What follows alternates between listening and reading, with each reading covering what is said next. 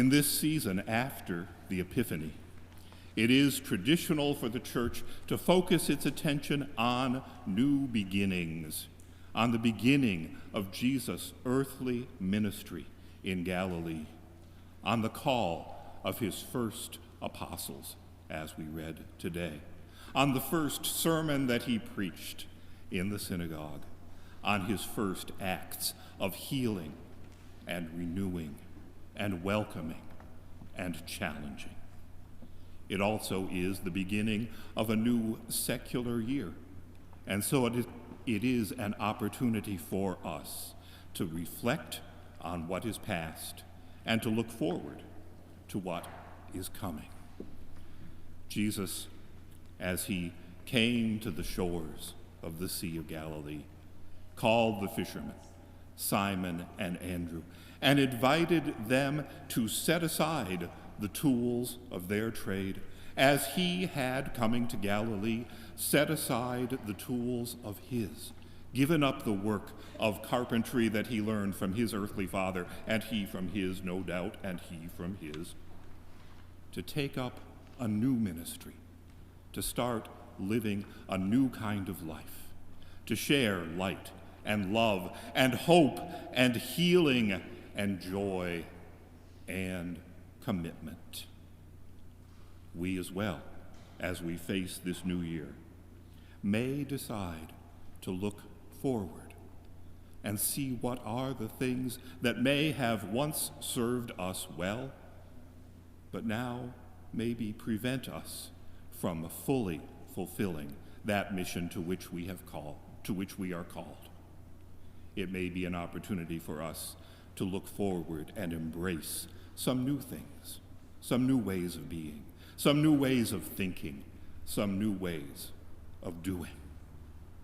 When I read this Sunday's gospel, I am reminded of one of the foundation stories of the Methodist Church, in which I was born and raised, in which I was baptized and confirmed and ordained. The Methodist Church was founded by John and Charles Wesley, priests of the Church of England, priests in that church till they died. And like so many who have gone before and come since, I think they believed they were renewing the church of their birth and their calling, though they ended up, as so many do, starting something new. In around the year 1784, it had become obvious that the church in America, the Methodist church that had been formed and founded by English priests and preachers, was in dire need of help. So many Anglican priests, so many Methodist preachers had found their loyalty to their home country and their home church stronger than their loyalty to their new country, and had left. And many, in fact, had been encouraged to leave. So there were not many. And after repeated requests to the Bishop of London to ordain priests to send to America, John Wesley finally decided in 1784 that he would do something himself. We remember a person that worked with John Wesley in that struggle, Thomas Coke, a Welshman from the south of Wales, and likewise a lifelong clergy person in the Church of England. He had grown fond of the teachings of John Wesley and his writings, and had begun to preach in the church where he was an assistant clergy person, to preach the gospel in the terms of Methodism, which his employer, his boss, the senior pastor, did not like and had him fired. And after he was fired and left the church, he ordered an entire barrel of cider to be opened and all the congregation to have a drink and celebrate. But Thomas Coke went on. He went to the Wesleys. He became a preacher in Methodism. And when this year had rolled around, John Wesley chose him to be a bishop for the Methodists in America. Many people disputed and still wonder to this day whether, as a presbyter in the Church of England, John Wesley might have exceeded his authority, not only to ordain priests, but also a bishop while he was at it.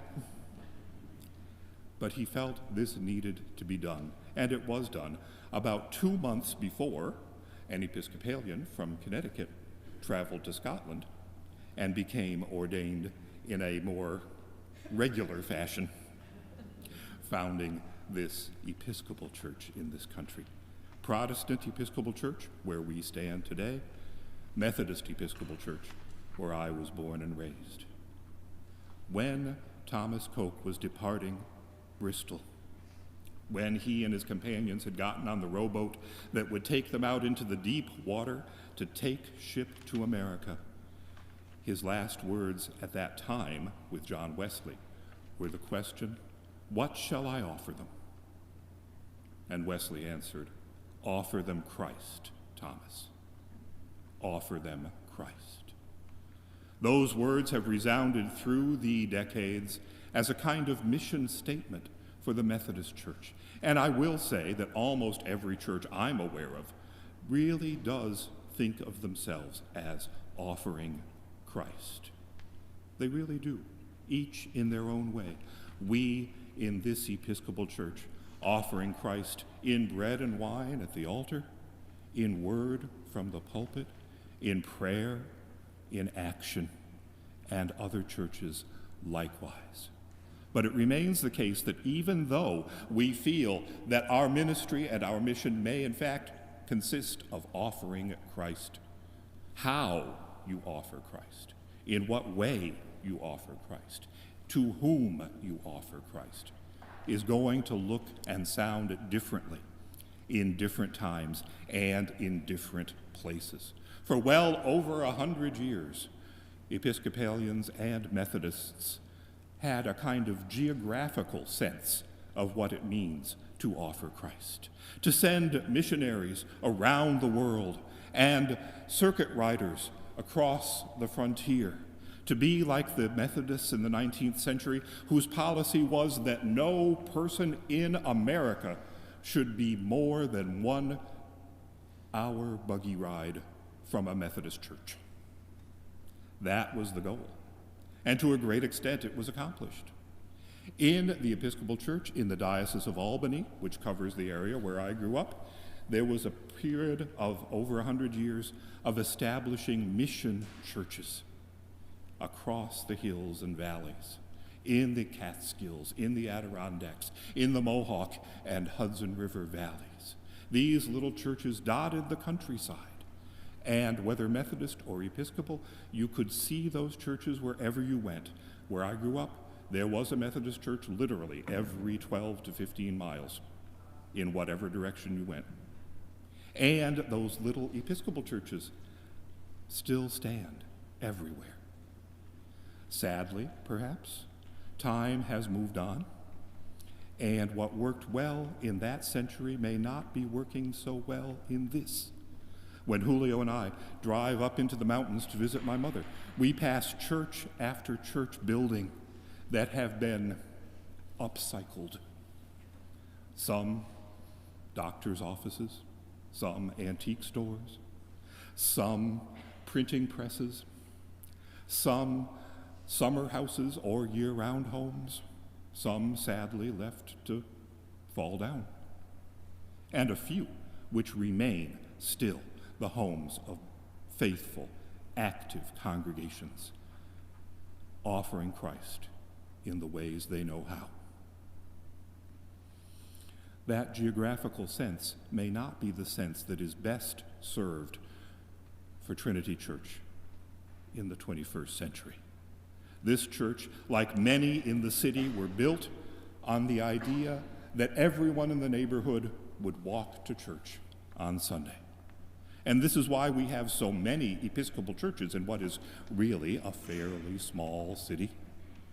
This church was built at a time when this neighborhood, Asylum Hill, which used to be an array of farms, fields, cattle, corn, had been developed into a place of homes and businesses. And it was understood that to offer Christ, we had to be where people were. And so we built this house of prayer. And so we opened these doors. And so we welcomed people in. And that was the model we had. And it was a model that worked well until it didn't work as well. No one in that century imagined that today people would be driving, as I know many of you do, for miles past numerous Episcopal churches to reach this one in which you find your souls are fed. As we look forward to this new year in this relatively new century, how will we be offering Christ? How will we be sharing the good news of the gospel? How will we be making the light and love and peace and joy and hope and healing and comfort and challenge of Jesus alive in people's lives? How will we keep faith with the ministries and missions we have been given? How will we use the resources we have inherited? As I prepared this week, I found a commentator on today's gospel lesson who gave a paraphrase of Jesus that I really liked. He said, saying what Jesus might have said, "I will make you fish for souls." I will make you fish for souls. I think as we look forward, as we face our limitations, as we acknowledge the difficulties of our past, as we confront the unimaginable future, I think we want to remember that it is our business to deal with souls. I don't have, unfortunately, an answer to the question, how should we offer Christ in this time, in this place, in this year? But I hope that as we consider that question together, as we confront next week the history that has brought us here, as we reflect on a couple weeks ago when we spoke together about the church's financial health and well-being, I hope that we won't limit ourselves to answers about how do we get more money? How do we get more people in the seats? How do we get people who already give to give more? Those are important questions indeed, and we do have to consider them. But I hope we will consider first, foremost, last, and final, beneath, below, in the middle. What does it mean for us to offer Christ? What does it mean for us to fish for souls? What does it mean for us to be the people whom God has called, as Jesus called those fishermen by the shores of Galilee? What does it mean for us to perhaps set down a thing or two that served us well, but may not much longer? What does it mean for us to find a new way, a new path forward, a new life and ministry, remembering that the same eternal message of love motivates us and will continue to motivate us? What will I offer them? Thomas Coke asked. John Wesley answered, offer them Christ. May it be so for us. Amen.